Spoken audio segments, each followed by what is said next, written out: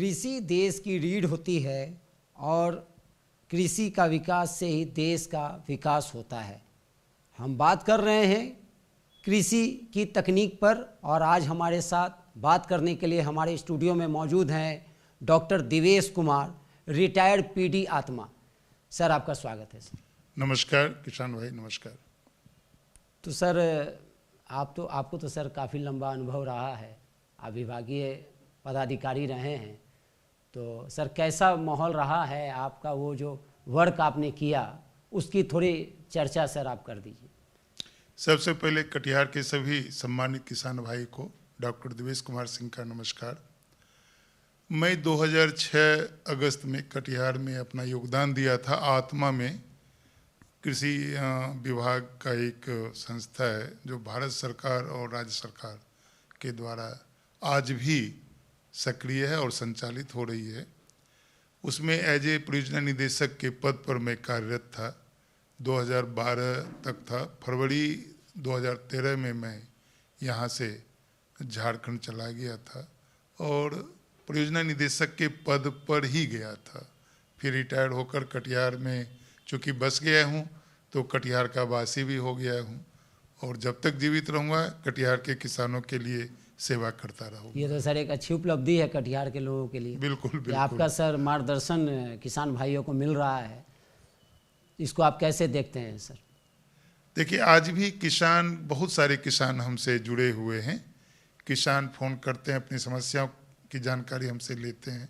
खास करके रोग व्याधि या कीट व्याधि से संबंधित जानकारी बहुत सारा प्रश्न आता है और मैं या तो व्हाट्सएप पर या टेलीफोन पर किसानों को बताता हूं और उनको कोशिश करता हूं कि उनकी समस्या का समाधान हो जाए।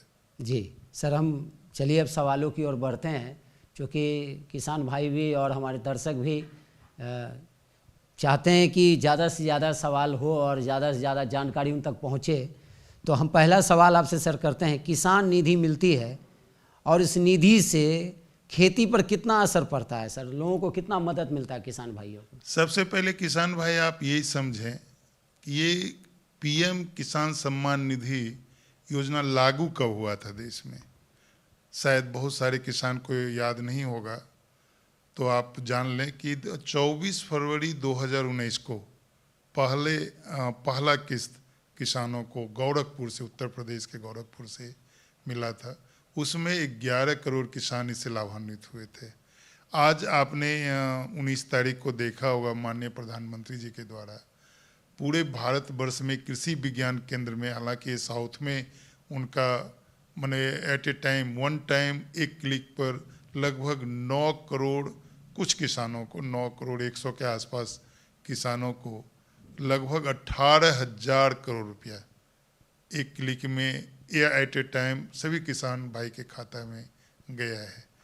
तो आप ये किसान भाई जान लें कि ये किसान सम्मान निधि योजना वर्ष में 3 बार सरकार के द्वारा दी जाती है।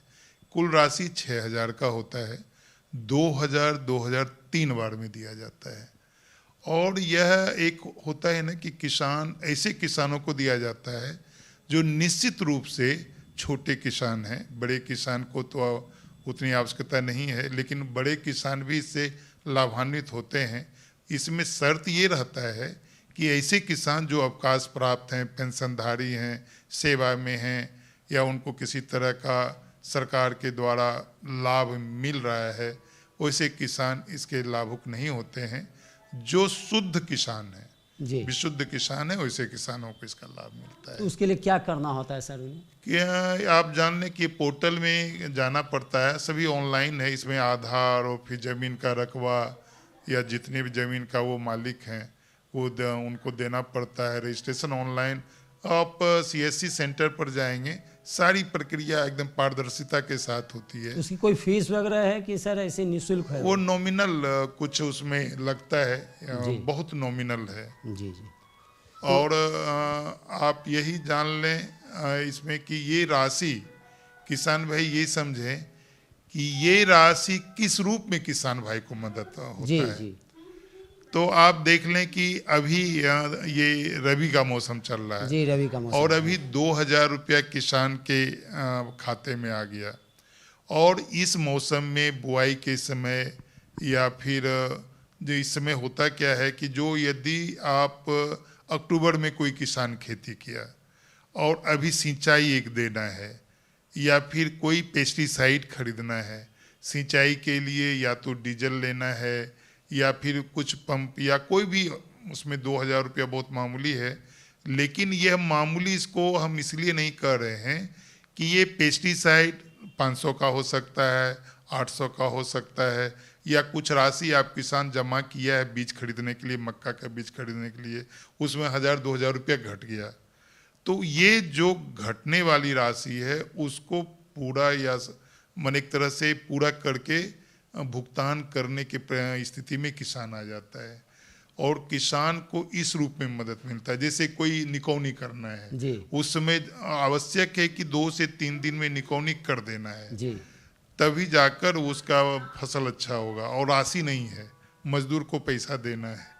तो ये 2,000 रुपया उस मजदूर को देने के लिए लाभ में आता आपको क्या लगता है कि सर ये 6,000 रुपये की जो राशि 3 किस्त में दी जा रही है, तो क्या इससे किसान लोगों को फायदा हो रहा है? कम पैसे में, इतना कम पैसे में कैसे होगा सर? देखिए, किसान भाई को फायदा तो इस राशि से हो रहा है, लेकिन ये राशि कम है। इस पर जो हमारे माननीय प्रधानमंत्री महोदय हैं वो पुनर्विचार भी किए, कई राज्य से मिलकर, वो उनका एक इशारा था राज्य के सरकार से कि जो हम देते हैं उतना राशि आप भी किसानों को दो, नहीं तो फिर जैसा सुनने में आ रहा है कि यह राशि दुगना होने वाला है। दुगना होने वाला है। तो यदि दुगना हो जाता है राशि तो निश्चित रूप से 4,000 रुपया एक बार में वह बहुत ही उपयोगी राशि होगा। जैसे कोई खेत जोताई में काम आ सकता है, निकौनी में काम आ सकता है, या कोई पेस्टिसाइड लेने में काम आ सकता है, या बीज में घट गया तो उस राशि को बीज में पूरा करने में मदद आ सकता है। हम यूं कहें कि यह 4,000 रुपया एक ऐसा राशि होगा जिस राशि के कमी के कारण खेती लेट हो सकता है। इस राशि के कमी के कारण खेत में जिसमें पेस्टिसाइड देना होता है वह पेस्टिसाइड आगे बढ़ सकता है, पैसा जब उपलब्ध होगा तब पड़ेगा। और खेती होता है कि समय पर सब कुछ चाहिए, समय पर सिंचाई चाहिए, समय पर निकौनी चाहिए, समय पर दवाई चाहिए, समय पर कटनी चाहिए। ये रबी मौसम में सर इसका ज़्यादा ये होता है कि कोई भी मौसम में वो? देखिए, सबसे बड़ी बात है कि किसी भी मौसम में, ये 3 मौसम में सरकार के द्वारा पैसा दिया जाता है, रबी में, खरीफ में और गर्मा में। जी सर। और सरकार बहुत दूरदृष्टि रखकर ये राशि को तय किया है। जी। एक बार दे देने से किसान का भी पैसा वाली बात है। किसान बेचारे को कई तरह के काम आते हैं, यदि पैसा किसी और चीज में लग गया, इसीलिए 3 फसल जो भी किसान लेते हैं उनके लिए यह एक अमृत के समान है। जी। ये राशि देखने में तो कम लगता है, लेकिन उस समय 2,000-4,000 रुपया एक अमृत के समान है। किसानों को जीवंत रखने के लिए ये राशि है। जो किसान सर अभी रबी फसल की जो इस बार करेंगे उसमें उन लोगों को क्या क्या सावधानी बरतनी चाहिए सर? देखिए, सबसे बड़ी बात है कि रबी मौसम किसान सभी जानते हैं कि खरीफ की फसल को काटकर हम रबी फसल लेते हैं, और खरीफ फसल क्या होता है तो धान अधिकतर होता है जी। कुछ मक्का भी किसान लेते हैं जी। तो किसानों को सावधानी ये बरतनी है रबी में कि जो कृषि अवशेष से खेत में कटा हुआ जो चीज है जी, उस कटे हुए चीज को या तो आप पूरा डिस्केरों से उसको कतर दें या फिर कलेक्ट कर लें, चुन लें जी। और किसी खेत के कोने में गड्ढा करके उसको सड़ा दें, कंपोस्ट बना दें जी। उसके बाद सावधानी ये बरतनी है कि जो भी बीज किसान भाई लें, लगाएं, बुआई करें, उस बीज को निश्चित रूप से आप उपचारित करके करें जी। यदि गेहूं लेते हैं तो उपचारित करें, दलहन यदि लेते हैं, दलहन में तो चना भी ले सकते हैं, अभी रबी में मसूर भी ले सकते हैं जी। तो मटर भी ले सकते हैं। तो निश्चित रूप से आपको फंजीसाइड का भी स्प्रे करें, और फिर एक राइजोबियम आता है पल्स में जी। राइजोबियम सभी फसल के, जैसे चना बोना है तो चना का राइजोबियम अलग होता है, मसूर बोना है तो मसूम का राइजोबियम अलग होता है। ये राइजोबियम है क्या, किसान भाई को जानना है। राइजोबियम एक बैक्टीरिया का कल्चर है।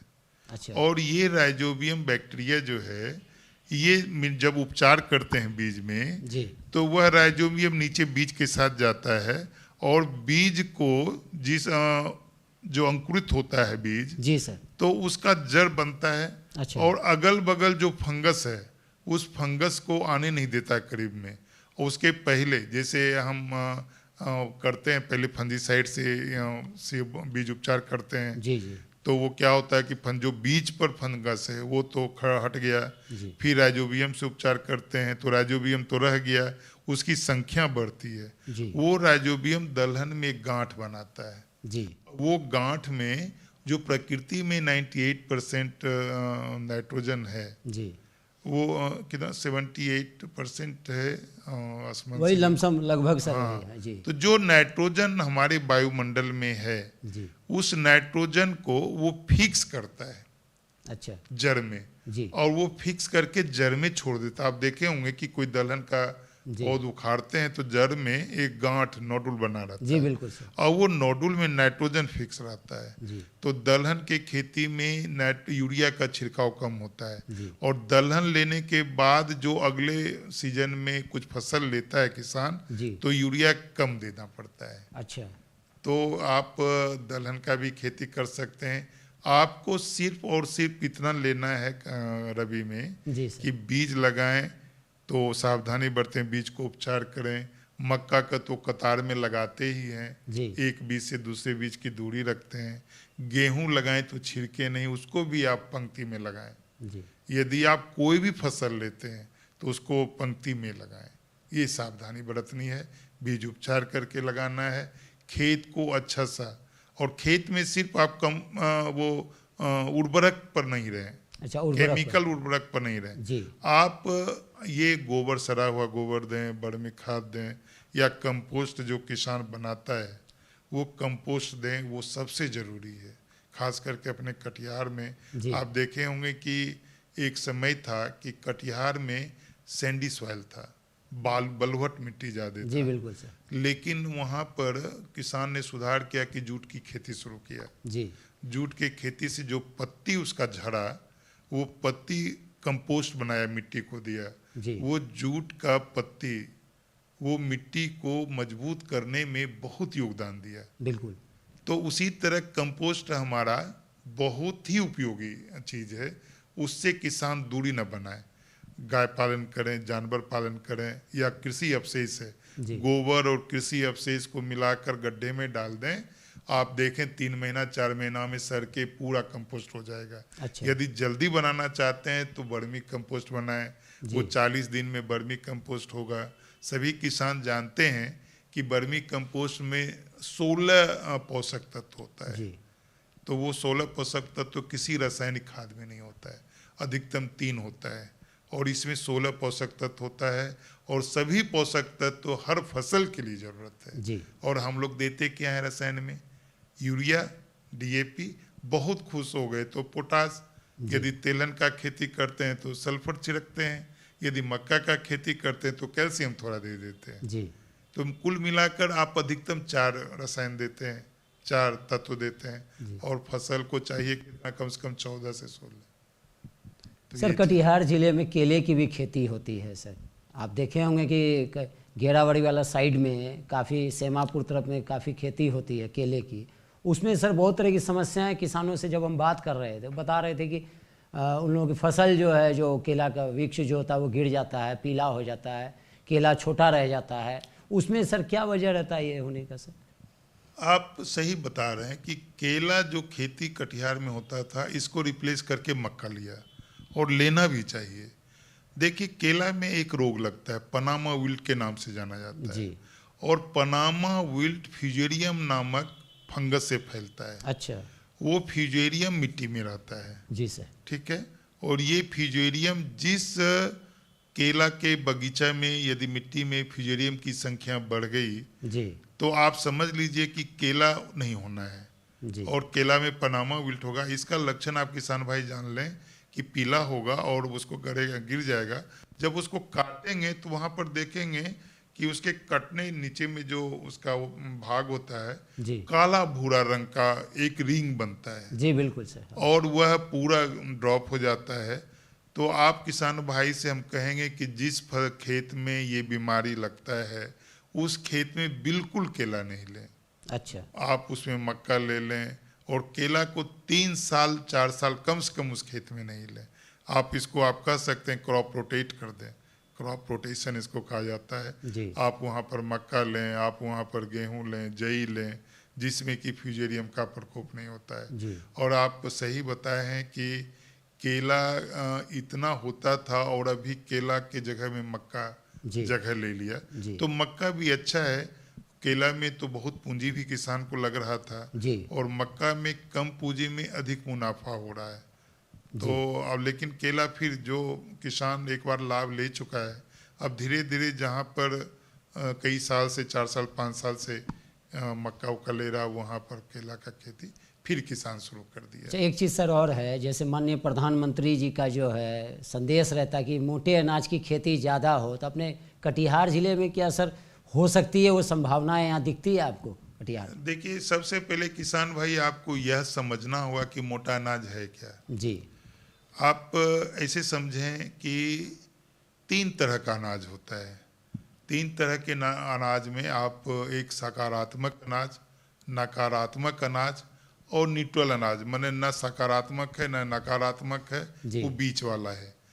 तो आप देखिए, सकारात्मक अनाज एक्चुअली ये मोटा अनाज सब है जी। और नकारात्मक अनाज 2 ही अनाज आता है। वो 2 अनाज में आप सुनेंगे तो आपको भी आश्चर्य लगेगा, जिसको हम लोग प्रत्येक दिन खाते हैं और खूब खाते हैं जी। वह गेहूं और चावल। जी। ये गेहूं और चावल ये पूरा पूरा नकारात्मक अनाज है। इससे आपको किडनी डैमेज, इससे आपको ब्लड शुगर, इससे आप हार्ट पेशेंट, इससे आप लीवर डैमेज, इससे आप कई तरह का बीमारी आपको होता है। जी। और पहले के किसान होते थे कि वो मोटा अनाज लगाते थे, जिसको आप लोग रागी कहते हैं, जिसको चीना कहते हैं, जिसको आप कौनी कहते हैं, जिसमें बाजरा हो गया। बाजरा, एक्चुअली बाजरा, मक्का, ज्वार ये मिलेट क्रॉप में नहीं आता है। अच्छा। ये मिलेट में आता है, लेकिन ये एक्चुअली मोटा अनाज यही है। अच्छा। लेकिन ये माननीय प्रधानमंत्री जी का रागी से मड़ुआ रागी को ही कहते हैं, जी। वो कौनी से, चीना से, खेरी से मतलब है। तो आप देखे होंगे कि जो आटा आजकल जो बड़ी बड़ी कंपनियां आटा तैयार करता है जी, उसमें मिक्सर फ्लोर आता है, मिक्सर आता है, उसमें रागी रहता है, उसमें चना रहता है, उसमें मक्का रहता है, गेहूं का मात्रा कम रहता है, जई रहता है, और यह सभी मिलाकर डॉक्टर भी कहता है खाने के लिए। और कटिहार में मोटा अनाज का स्कोप है, जैसे गंगेटी क्षेत्र है, अहमदाबाद का क्षेत्र है, उधर रागी हो सकता है।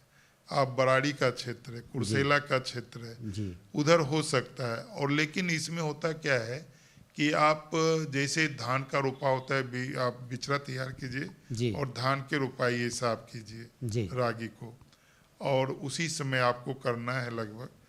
तो इसको रिप्लेस करना शुरू में जब आप करेंगे तो थोड़ा सा ये होगा, कम होगा, लेकिन जब इंटरेस्ट जगाने का बात है, बहुत डिमांड है, तो किसान भाई इसको अपना सकते हैं, जो जहाँ इसमें पानी कम लगना है जी। लेकिन ये क्या है, अपने कटिहार में पानी की कमी अभी तक नहीं है जी। लो लैंड है, यहाँ पर अधिकतर 10 फीट भी गड्ढा होता है तो पानी निकल जाता है। लेकिन जहाँ पानी की समस्या है, कम पानी है, वहाँ पर आप मोटा अनाज ले सकते हैं जी। आप रागी ले लीजिए, आप कौनी ले लीजिए, चीना ले लीजिए, खेरी ले लीजिए, या फिर आप मक्का, ज्वार, बाजरा ये सब ले लीजिए। तो निश्चित रूप से आप खुद अपने लिए उपजा कर खाइए ना, नहीं आप मार्केटिंग कीजिए। आप देखिएगा कि आप स्वस्थ रहिएगा, आपके घर से धीरे धीरे बीमारी दूर भागेगा। एक चीज़ सर और देखा जाता है कि कटिहार जिले में जो है पानी में आयरन सर पाया जाता है, तो उसका प्रभाव क्या कृषि में पड़ता है उसका? देखिए, कृषि में तो इसका प्रभाव नहीं है, लेकिन मानव के स्वास्थ्य पर तो बहुत असर पड़ता है जी। और माने आयरन भी वैसे मानव में महिला को थोड़ा सा आयरन की आवश्यकता होती है जी, लेकिन इतना भी नहीं होता है जी, जितना यहाँ के पानी में है जी। तो निश्चित रूप से फिल्टर्ड पानी ही मानव को यूज करना चाहिए।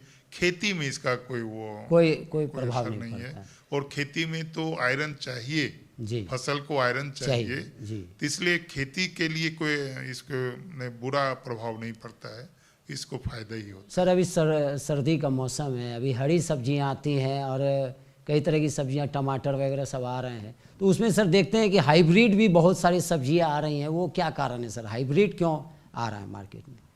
देखिए, हाइब्रिड तो आजकल हर फसल में आ रहा है जी। किसान को चाहिए मुनाफा, जी, ठीक है ना, इसीलिए हम लोग किसान को कहते हैं कि जो मार्केटिंग या व्यवसाय कर रहा है जो किसान, उनको करने दीजिए, जी, कम से कम आप ऐसा चीज लगाइए जो प्राकृतिक खेती टाइप का हो। जी, आप उसमें केमिकल मत दीजिए, उसमें केमिकल में पेस्टिसाइड हुआ, केमिकल में यूरिया हुआ, पोटास हुआ, डीएपी हुआ, आप उसको सिर्फ गोबर दीजिए, आप उसमें नीम का तेल दीजिए, आप जड़ मिट्टी में नीम का खली दीजिए, जी। और आप अपने खाने के लिए तो कीजिए। तो एक तरीके से सर खाद का भी खर्च जो है उससे आधा हो जाएगा इसमें। हाँ, निश्चित गोबर होगा, तो उपलब्ध रहता है हर वक्त। निश्चित होगा, इससे जी। कई चीज होगा, आपको एक लगाव होगा, आप जी। स्वस्थ होएंगे, आप इसके लिए जानवर पालेंगे। जी, जी, जो पहले होता था क्या कि अब हर घर में गाय बैल होता जी। था, भैंस होता था, अब धीरे धीरे घट रहा है। घट रहा है। तो जी, प्राकृतिक खेती के लिए तो जानवर पालन जरूरी है, जी, बिना गोबर का तो प्राकृतिक खेती जी, संभव नहीं बिल्कुल, है। जी, और गोबर होगा तभी प्राकृतिक खेती होगा, जी, बैल होगा तभी प्राकृतिक खेती होगा। तो किसान अब फिर जो हमारे पुराने चीज था उसकी ओर वापस आ रहे हैं, जी, और इससे फायदा हो रहा है, स्वास्थ्य को हो रहा है, मिट्टी को हो रहा है, जल को हो रहा है। आप एक बार रसायन यूज करते हैं मिट्टी में तो इससे 4-5 चीज प्रभावित होता है। जी, मिट्टी प्रभावित हुआ, फिर जल प्रभावित हुआ, फसल प्रभावित हुआ, तो उसके द्वारा जानवर प्रभावित हुआ, जी, उसका दूध प्रभावित हुआ, फिर आपका स्वास्थ्य प्रभावित हुआ, आप जो कंटामिनेटेड चीज या जो स्प्रेड चीज जो खाए, जी। तो सभी तो प्रभावित है जो रसायन का उपयोग कर रहा है। तो सर चलते चलते हमारे दर्शकों को ऐसा एक सारा करके एक सूत्र में बता दीजिए कि क्या क्या सर किसान भाइयों को और जो दर्शक जो सब्जियां खाते हैं, सब लगभग तो हमने बात की ही, चर्चा की ही उस पर, लेकिन एक चलते चलते कुछ लास्ट में सर आप थोड़ा सा। किसान भाई से एक ही निवेदन करेंगे, हर किसान के पास जमीन होता है जी, और हर किसान के घर या आवास के पीछे में कट्ठा डंटा जमीन खाली पड़ा हुआ रहता है। जी, उस कट्ठे के जमीन पर आप एक किचन गार्डन या उसको गृह वाटिका कह सकते हैं, गृह वाटिका के रूप में आप विकसित करें। उसमें धनिया लगाएं, उसमें लहसुन लगाएं, उसमें सब्जी भिंडी लगाएं, उसमें आप प्याज लगाएं, गोभी लगाएं, टमाटर लगाएं, मिर्ची लगाएं, आप ये कह सकते हैं गाजर लगाएं, मूली लगाएं, और किसी में रसायन मत दें।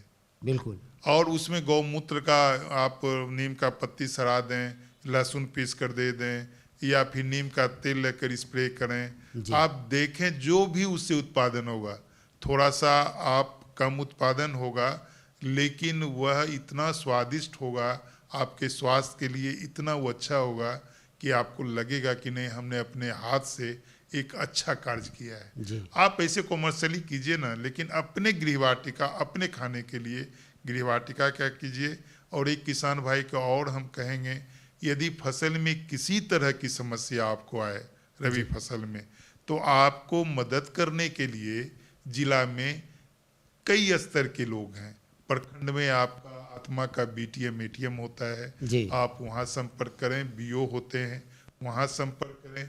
जिला में यदि आते हैं तो जिला कृषि पदाधिकारी है, आत्मा कार्यालय जिला कृषि कार्यालय से टैग है, वहाँ वो परियोजना निदेशक हैं। फिर कृषि विज्ञान केंद्र है, वहाँ पर कई एक्सपर्ट हैं, होम साइंस के एक्सपर्ट हैं, एक्सटेंशन के हैं, इकोनॉमी के हैं, एग्रीकल्चर इंजीनियरिंग के हैं, या आप और कहें कि बगल में एक ही कैंपस में जूट अनुसंधान केंद्र है, उसमें भी कई वैज्ञानिक हैं। आप उनसे आप संपर्क करके खेती का जो गूढ़ रहस्य है उसको आप सीख कर अपने खेत पर लागू करेंगे तो निश्चित रूप से खेती आपका लाभदायक होगा और आपका पेट के साथ पैकेट भी भरा रहेगा। बहुत बहुत धन्यवाद। तो चलिए, सर ने जो बताया सभी किसान भाइयों को अच्छा लगेगा। अगर आपको भी हमारे साथ जुड़ना हो, अगर ऐसे कोई व्यक्ति हैं जो समाज के लिए कुछ अच्छा करने की चाहत रखते हैं, तो आप हमसे संपर्क कर सकते हैं। कमेंट बॉक्स में अवश्य लिखें। नमस्कार।